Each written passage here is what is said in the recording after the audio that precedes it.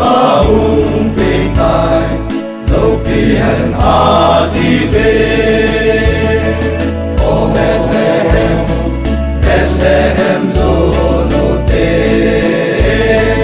banlal sa pinatu samang zanagan kong sunga tandang po kamu din.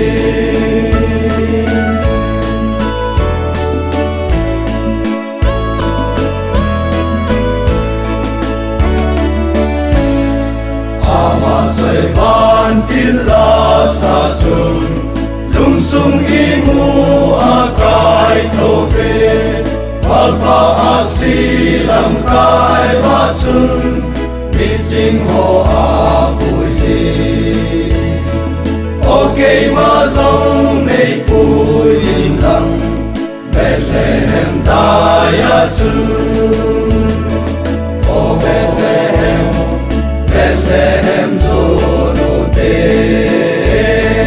banlal sa pinatu samang zanagan kong sunga tandang po kamu din.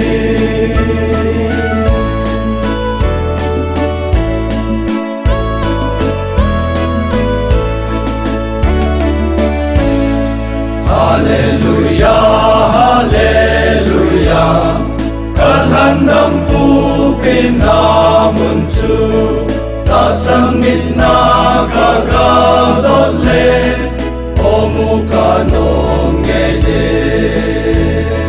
kung wakidin malpahasi kay mazong nebuji. O Bethlehem, Bethlehem zono te banlal sa pinatu samang zanagan kong sunga tandang po kamu din.